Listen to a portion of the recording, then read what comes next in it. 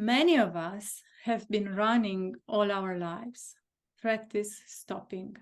This is Thich Nhat Hanh. We are very used to receiving value whenever we do something,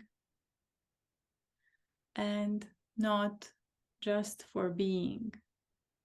And we live in this society that is now crazy on doing things fast. So it's not just the doing anymore, but it's also the fast edit there.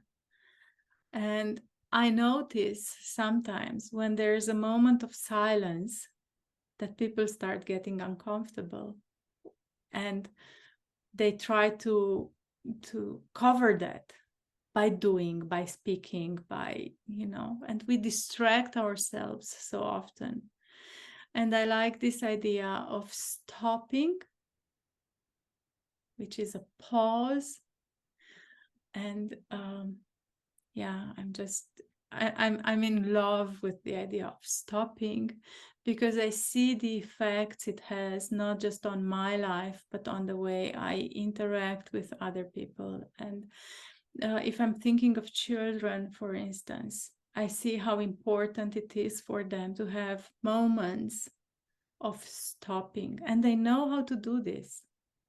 They can stop on the way to wherever we go and look at an ant, for instance, for minutes on end. And who is the one not able to stop? It's the adult, always saying, come on, let's go.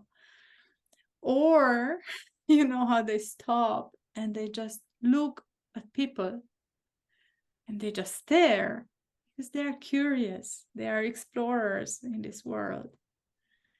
And to explore in this way means to stop, to observe, to pause.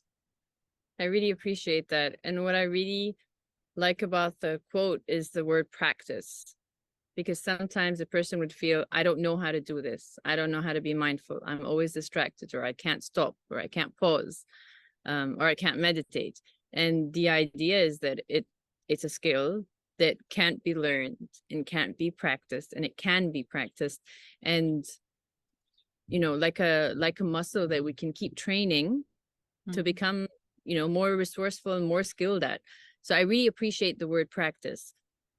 And I feel that that's one of the things that meditation as a practice does, because when a person sits on their mat or sits in a place and they meditate for, 5, 10, 15, however many minutes a day, in essence, what they're doing is they're practicing to stop.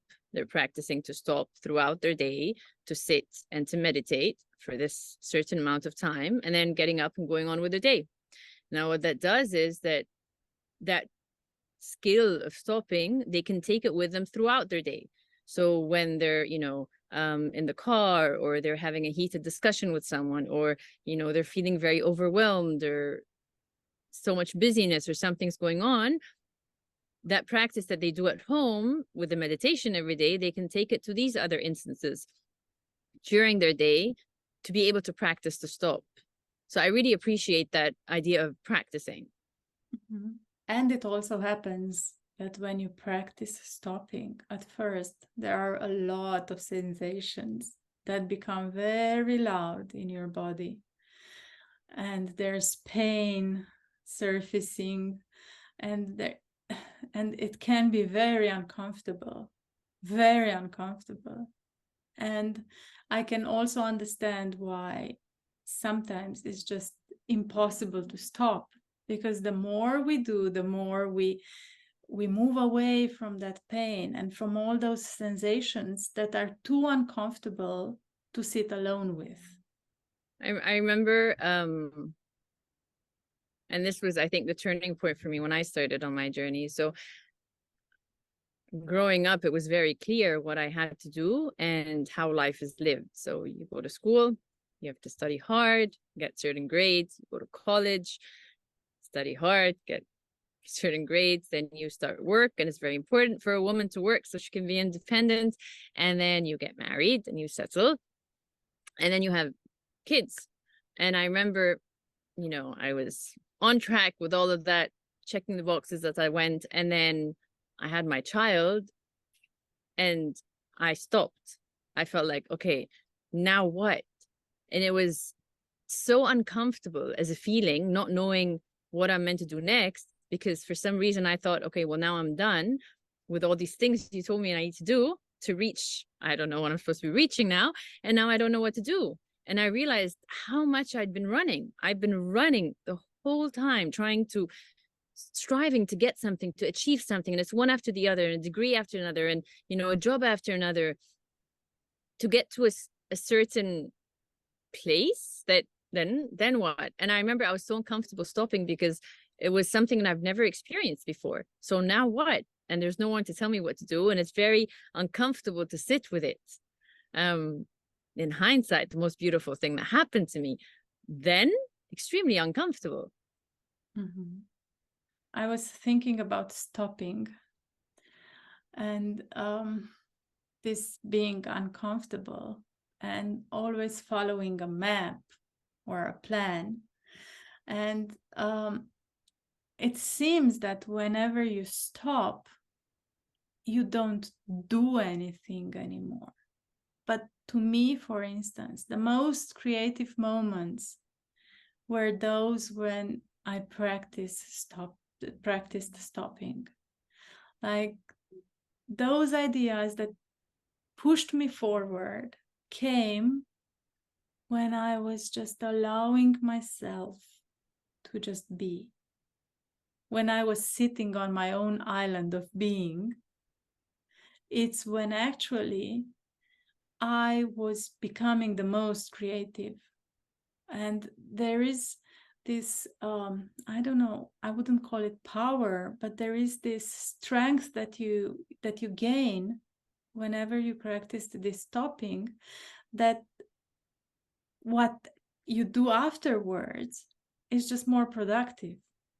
Because when you are rested, when things come from rest, then they are somehow faster, easier, you are more focused, so stopping also allows us to be more creative, more resourceful, more efficient, and more of a lot of the good things, let's say.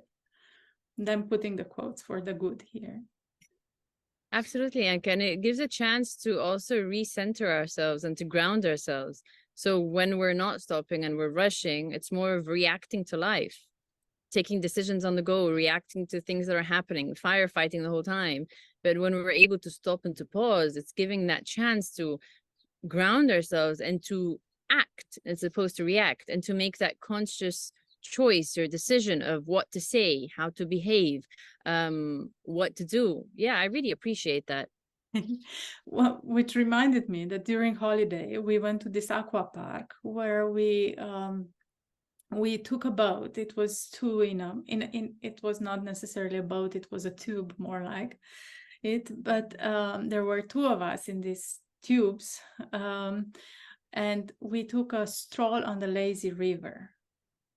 And that was such an exercise for myself, because at first I was, let's say, agitated, or I was moving, and my daughter was in front of me and she was smaller than the tube, and she was looking for her balance, and I was just here to the left, to the right, to the, I was just, and then it was very hard to maintain direction.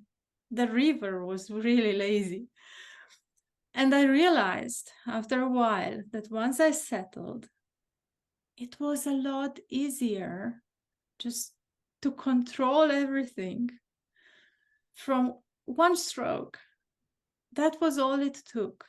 And whenever I did more, it was harder again to keep the balance. So the stopping here, I would also link to this, that it helps us to maintain our balance. In this, I was associating the lazy river actually to life, because that's what we are doing. We're struggling so much and we are always on the move, and but it's just a fake feeling of control that we get out of it. And there's so much acceptance in stopping and in allowing life to be and ourselves to be. I'm going to think of your example the next time I feel like I need to move fast to fix something or to do something or to control something, and think of you on that boat when you took a stop. On the lazy river. Yeah.